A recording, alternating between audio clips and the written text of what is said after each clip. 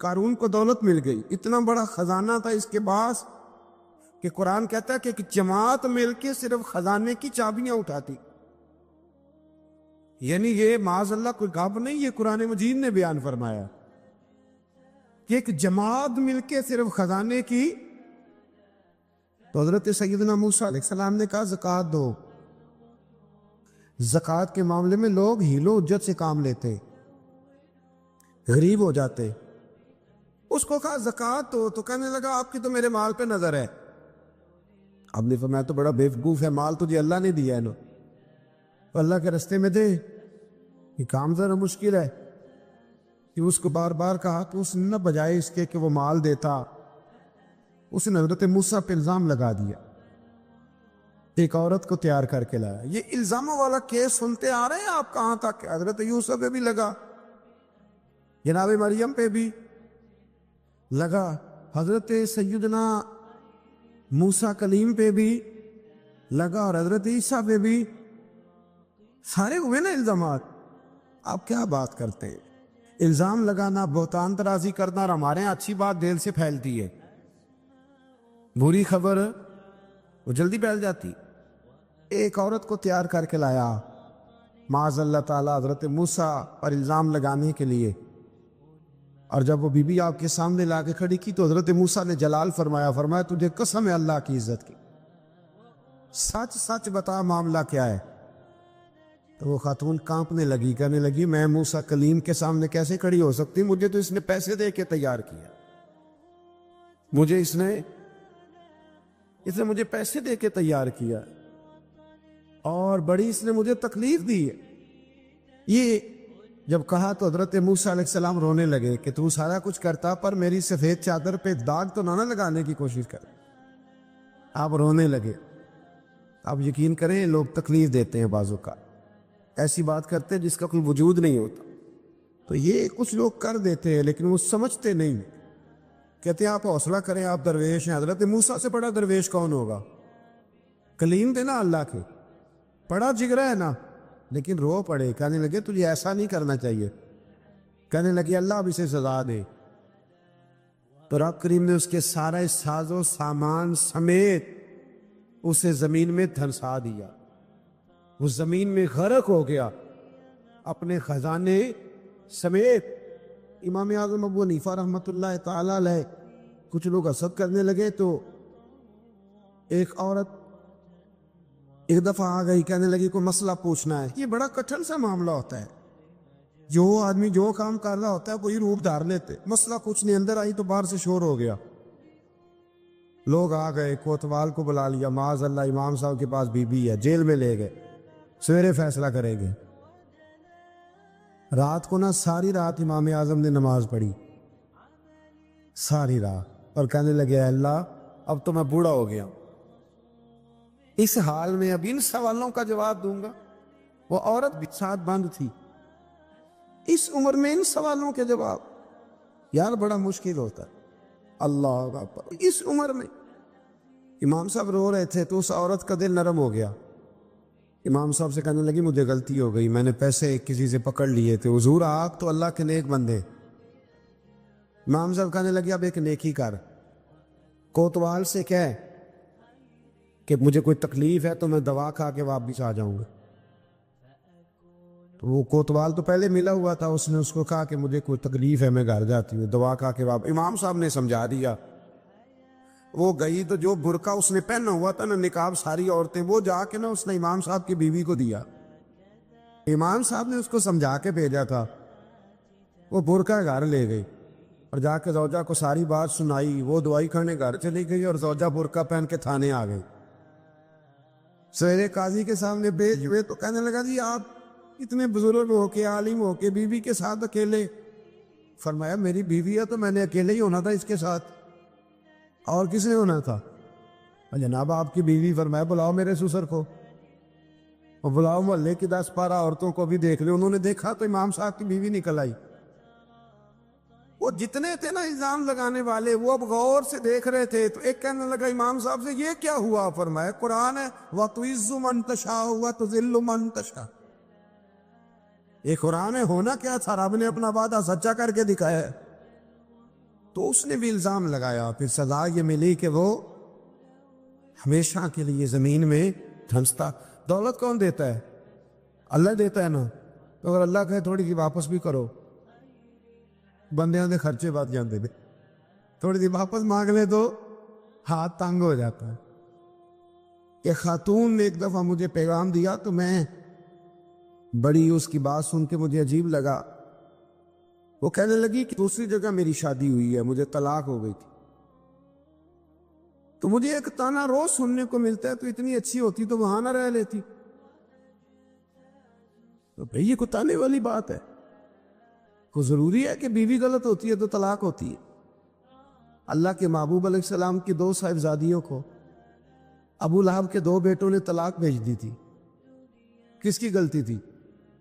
تو آپ کیا کہہ سکتے ہیں یہاں کیوں طلاق؟ تو اتنی جلدی بات تھوڑی کر دیں گے آپ، تھوڑی احتیاط فرمائیں بولنے۔ حضرت عبداللہ ابن عباس فرماتے ہیں میرے نبی پاک علیہ السلام نے میری تربیت فرمائی، اور محبوب پاک علیہ السلام نے فرمایا عبداللہ یاد رکھنا، یہ نوجوان دوست میری بات لکھ لیں، پریشان لوگ میری بات لکھ لیں، جن کے پاس قوت فیصلہ نہیں وہ اس بات کو لکھ لیں۔ حضرت عبداللہ ابن عباس فرماتے ہیں میرے نبی پاک علیہ السلام نے مجھ سے فرمایا تھا عبداللہ سن، اگر ساری دنیا مل کے تیرا کوئی نفع کرنا چاہے، کر نہیں سکتی جب تک میرے رب کی رضا نہ ہو، اور فرمایا ساری دنیا مل کے تیرا کچھ بگاڑنا چاہے تو عبداللہ بگاڑ نہیں سکتی جب تک رب کریم کی حکمت کا تقاضا نہ ہو۔ لوگوں سے ڈرنا، لوگوں کی طرف دیکھنا، ماحول دیکھ کے اپنے راہ کا تعین کرنا، ہر بندے کے خیالات کے مطابق ڈھلنے کی کوشش کرنا، فلانا نہ ناراض ہو جائے، فلانا نہ ناراض ہو جائے، اور جس نے ہونا ہو جائے، بس رب رسول ناراض نہ ہو۔ اپنی زندگی میں اپنے مالک کو مولا جان کے، بل اللہ مولاکم، اللہ تمہارا مولا ہے، وَهُوَ خَيْرُ النَّاصِرِينَ، وہ بہترین مددگار ہے۔ توجہ جب بھی کریں رب کی جانب کریں، اپنے دل کا قبلہ درست رکھیں، سوچوں کے زاویے سیدھے رکھیں۔ میرے بھائی، مالک جب بندوبست کر دے نا، جب مالک بندوبست کر دے، پھر ایسا بندوبست کرتا ہے کہ لوگوں کے پاس نا چارہ نہیں رہتا۔ حضرت مریم رضی اللہ تعالی عنہا پاک باز تھی، مسجد میں رہی تھی، پر مالک کی حکمت کے تقاضے بڑے عجیب ہیں نا۔ پھر جناب مریم کو اللہ تعالیٰ نے بغیر شوہر کے اولاد عطا کر دی۔ یہ بات یہ ایسی تھی، کسی نے کہا تھا کہ مخلوق تو فنکار ہے اس درجہ کے پل بھر میں سنگے در کعبہ سے بھی اصنام تراشے، تم کون ہو کیا چیز ہے داغے کبابی، لوگوں نے تو مریم پہ بھی الزام تراشے۔ تو لوگوں نے کہا کدھر سے لے آئی بچہ، تیرا باپ تو ایسا نہیں تھا، کہاں سے لے آئی؟ اللہ کرے میں آپ کو سمجھا سکوں، ذرا اپنے آپ کو وہاں کھڑا کریں کہ ایک پاک باز عورت، پاک باپ کی بیٹی، طیب ماں کی بیٹی، اور اللہ کے گھر میں پرورش پانے والی خاتون، ایک وہ وقت اور ایک یہ وقت کہ اس عورت کو کٹہرے میں کھڑا کر کے پوچھا جا رہا ہے کہ معاذ اللہ تیری گود میں بچہ جائز نہیں ہے، کہاں سے لائی ہے؟ اب خود سے صفائیاں بندہ کتنی کو دے، کتنی کو وضاحتیں کرے۔ اور میں نے تو اپنی زندگی میں دیکھا ہے زیادہ وضاحت دینے والے کو بھی لوگ جھوٹا سمجھنے لگ جاتے ہیں، زیادہ وضاحت دینے پر بھی لوگ کمزوری کا اظہار سمجھتے ہیں کہ کمزور پڑ گیا۔ آپ صلح کی کوشش کرتے ہیں، سامنے والا بزدل سمجھ لیتا ہے، زیادہ وضاحتیں بھی کمزور کر دیتی ہیں۔ اب حضرت مریم کو کٹہرے میں کھڑا کر کے کہا بچہ کس کا ہے؟ تو پھر خدا بندوبست جب کرے، اللہ جب مددگار ہو، تو پھر حضرت مریم کی گواہی درختوں سے نہیں دلوائی، اس نے پتوں سے نہیں دلوائی، پھر فرشتے نہیں بھیجے۔ حضرت مریم کہنے لگی مجھ سے نہ پوچھو، وہ جو پنگوڑے میں ہے اسی سے پوچھ لو، ان سے پوچھو نا، وہ کون ہے پوچھ لو، ان سے کر لو سوال۔ انہوں نے کہا پنگوڑے میں چند دنوں کا بچہ، یہ جواب دے گا؟ مددگار تھا رب، ان کی برات کا اعلان کرنا تھا مالک نے، اور جب مالک اعلان کر دے، جب مالک تیری صفائی دینا چاہے، جب مالک تجھے دنیا کے سامنے نکھارنا چاہے تو پنگوڑے میں لیٹے حضرت عیسیٰ بول کے کہنے لگے انی عبداللہ آتانی الکتاب، فرمایا میں اللہ کا بندہ ہوں، رب نے مجھے کتاب عطا کر کے نبی بنا کے دنیا میں بھیجا ہے، میں اللہ کا بندہ ہوں، کتاب لے کے آیا ہوں، نبی بن کے آیا ہوں۔ پھر پنگوڑے سے اعلان ہو گیا، پھر بچہ بول پڑا، اور یہ ایک دفعہ نہیں بات ہوئی۔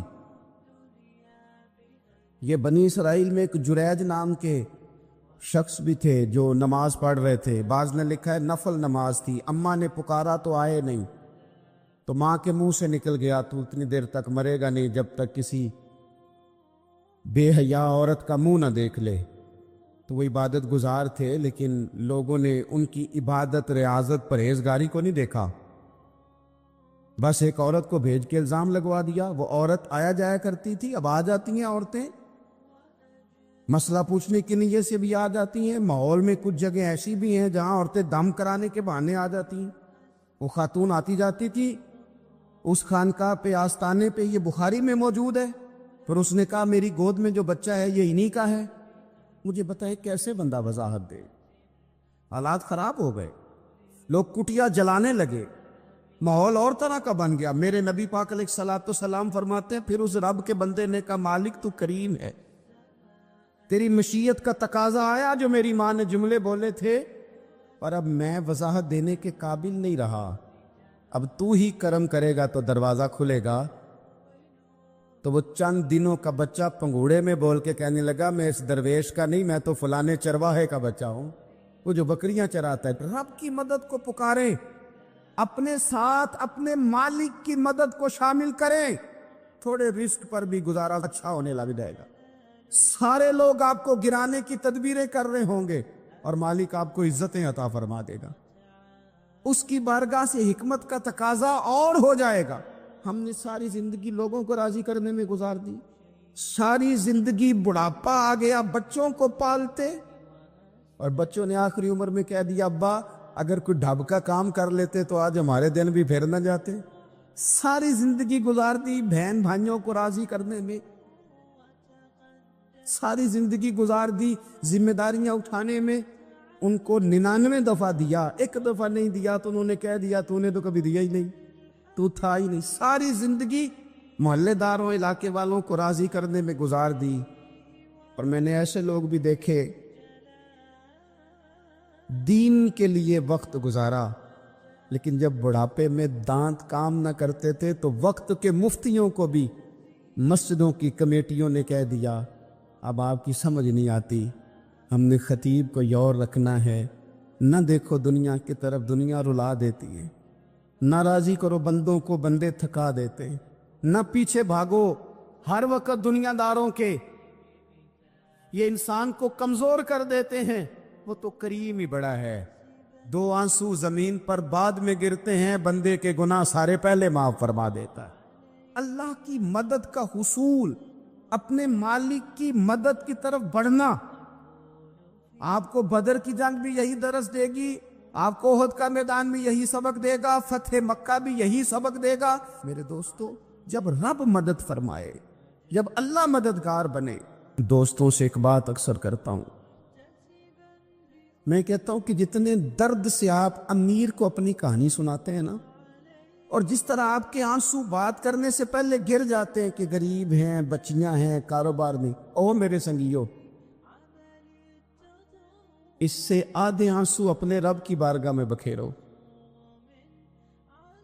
اس کے حضور عرض گزار ہو جاؤ، اس سے طلب کرو۔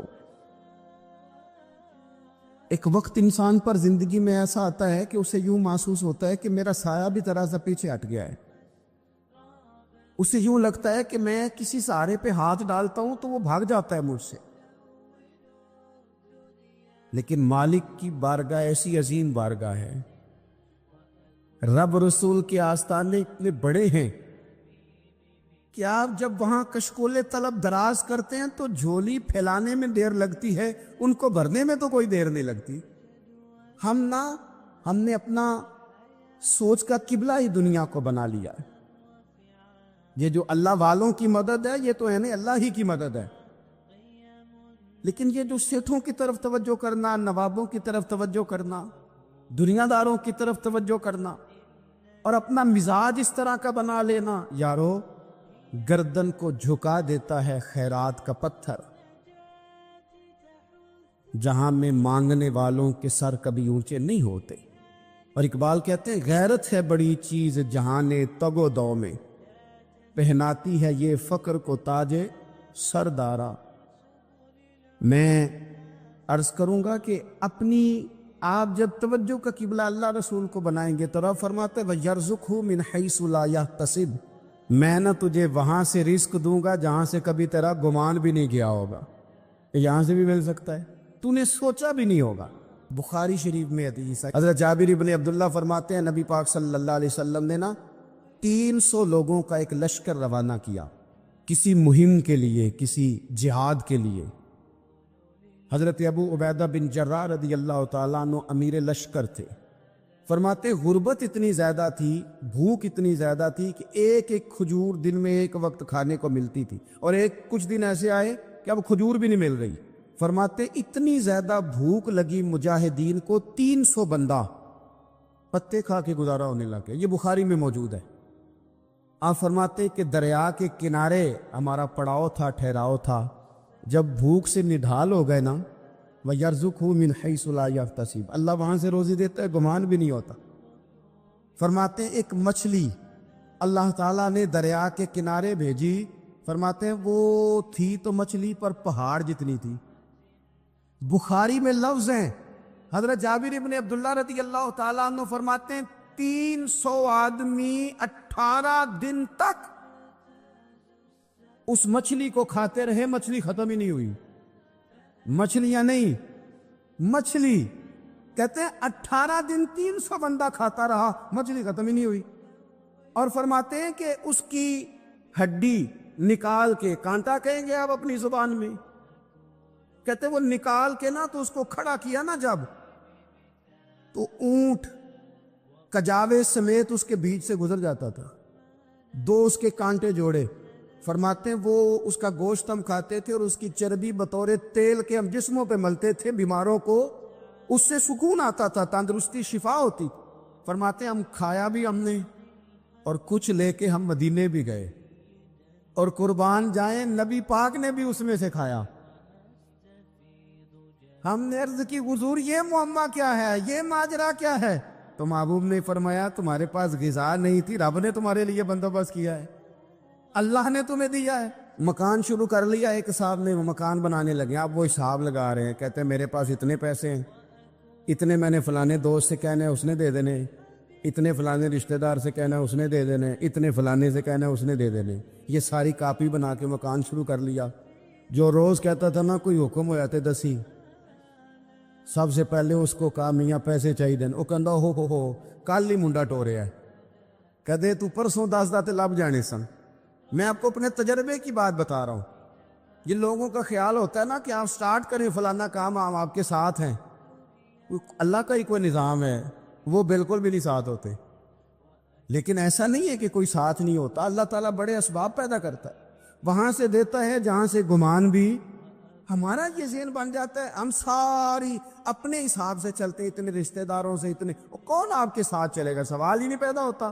یہ سارے کام چھوڑ کے سب سے پہلے 2 رکعتیں پڑھو، اپنے رب کی بارگاہ میں، رسول کائنات کی بارگاہ میں گزارشات اور استغاثے پیش کرو، وہاں سے خیر طلب کرو۔ دنیا دار کیا دیں گے، کیا دے سکتے ہیں، کیا حیثیت ہوتی ہے کسی؟ اللہ کہتا ہے وہاں سے دوں گا۔ تو جو اللہ مال دے وہ لینا چاہیے کہ رشتہ داروں کا مال دیکھنا چاہیے؟ جو اللہ دے وہ لینا چاہیے کہ سیٹھوں نوابوں کی جیبیں دیکھنی چاہیے؟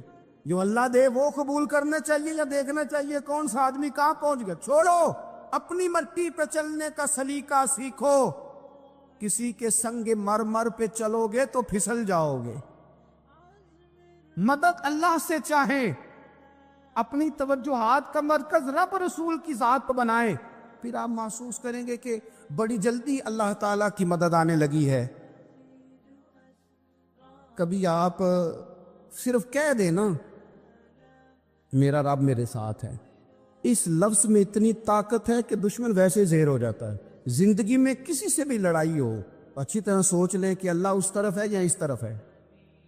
اگر آپ زیادتی پہ ہیں تو پھر رب مظلوم کی جانب ہے. اگر اللہ کی مدد آپ کے ساتھ ہے تو دنیا کی کوئی طاقت آپ کو گرا نہیں سکتی. اور اگر آپ مظلوم کے مقابلے میں ظالم بن کے آپ کھڑے ہو گئے ہیں اور آپ نے رویہ وہ اختیار کیا ہے کہ جس میں مدد نہیں آئے گی, تو پھر یاد رکھ لیں کہ آپ کوئی بھی ہیں, کہاں بھی ہیں, آپ کمزور ہیں.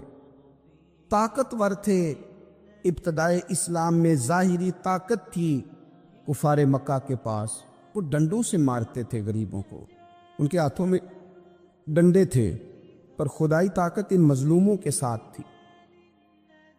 صاحب زرقانی نے لکھا ہے حضرت زنیرہ رضی اللہ تعالیٰ عنہ ایک لونڈی ہیں, غریب ہیں, ماڑے دا کی کام محمد نس جانا یا رونا, غریب سادی بی بی اور لونڈی کنیزہ, ایک مشرک کی کنیزہ تھی, انہوں نے کلمہ پڑھ لیا, وہ ڈنڈوں سے مارتا, دروں سے مارتا, تکلیف دیتا.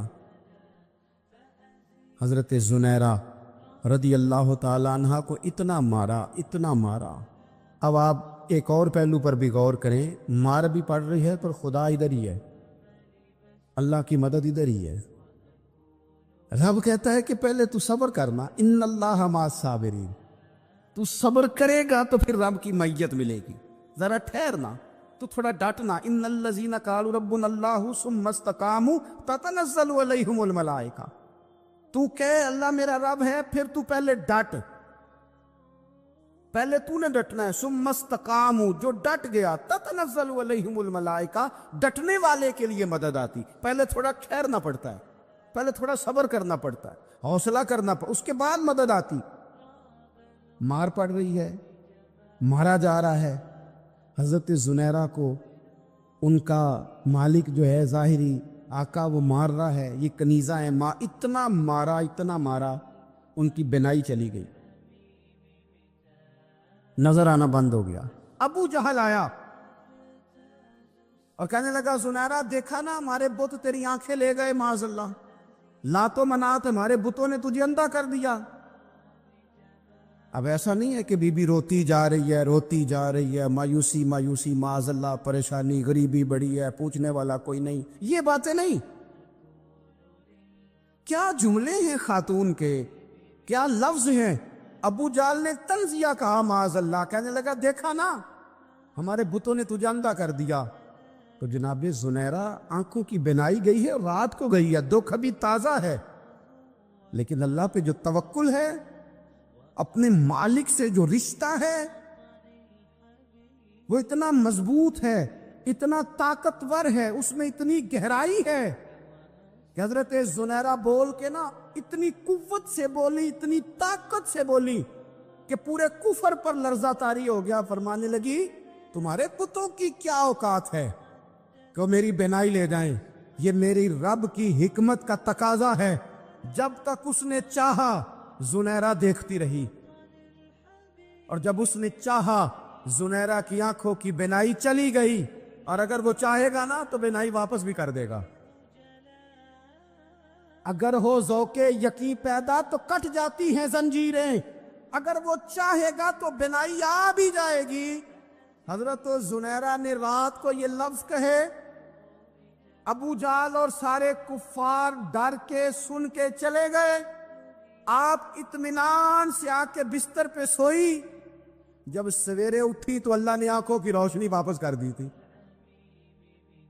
آنکھوں کی اب چھڑی پکڑی ہے, بازاروں میں گھومتی ہے, کہتی ہیں بلاؤ کدھر ہے تمہارے لات و منات, دیکھو میرے رب نے روشنی واپس کر دی. آ کر میرے ساتھ ادھر آ, ستمگر ہنر آزمائے, تو تیر آزما ہم جگر آزمائے. بیمار لوگوں یاد رکھو, کہہ دیا ڈاکٹر نے کہ تو بڑا بیمار ہے, تو بڑا کمزور ہے, یہ ہو گیا وہ ہو گیا, تو ڈاکٹر اپنے علم کے مطابق بات کر رہا ہے. ہوگا تو وہ جو میرا رب چاہے گا. کمزور ہو جانا, پریشان ہو جانا, تکلیف میں آ جانا, پتہ نہیں بات ہو گئی ہے تو جانے کیا ہو جائے گا. اپنی زندگی کے اندر اپنے رب سے رشتہ مضبوط کرے, رسول کائنات سے رشتہ مضبوط کرے, اللہ والوں سے رشتہ مضبوط کرے. حضرت زنیرہ نے پیغام دیا کہ زندگی میں جو جینا چاہتے ہیں تو وہ رب کا نام لے کے جی سکتے ہیں. جو اپنی زندگی میں خوشیاں دیکھنا چاہتے ہیں تو رسول اللہ کے نام پر خوشیاں دیکھی جا سکتی ہیں. توکل کی بنیاد پر بندہ خوشیاں لے سکتا ہے. اور اگر انسان میں توکل نہیں ہے تو پھر وہ اس کالے جادو سے بھی ڈر رہا ہے, وہ نیلے سے بھی ڈر رہا ہے, وہ پیلے سے بھی ڈر رہا ہے, وہ فلانے سے بھی ڈر رہا ہے, وہ میرے خلاف فلانا رشتہ دار سازش کر رہا ہے تو ڈر رہا ہے, فلانا میرے بارے میں یہ کر رہا ہے تو ڈر رہا ہے, وہ پتہ نہیں دنیا ادھر ہو جائے گی تو کیا ہو جائے گا. اٹھ باندھ کمر کیوں ڈرتا ہے, پھر دیکھ خدا کیا کرتا ہے. تو اس ساری گفتگو کا نچوڑ آپ کو یہ عرض کیا ہے.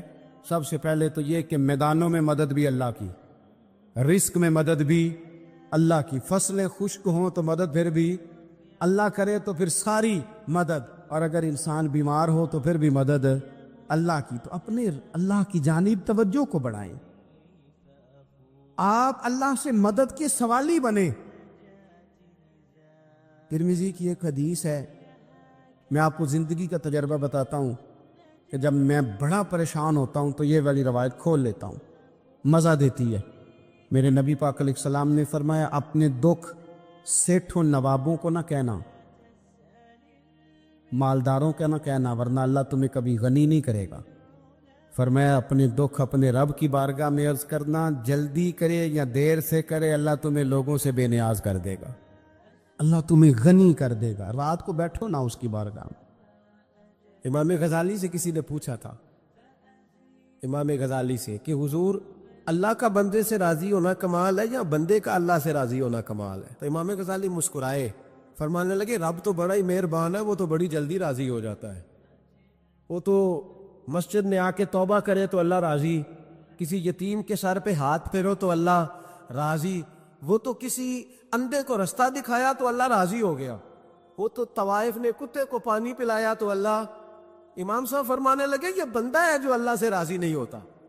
جس کے پاس اولاد نہیں وہ کہتا ہے چلو ایک بیٹی مل جائے تو میں راضی ہوں, بیٹی مل گئی تو کہتا اب ایک بیٹا بھی ملے تو پھر راضی ہوں, پھر کہتا ہے یہ دونوں اچھی تعلیم حاصل کر لے تو پھر میں راضی ہوں, پھر کہتا ہے یہ بہت زیادہ پیسے کمائے تو پھر میں راضی ہوں.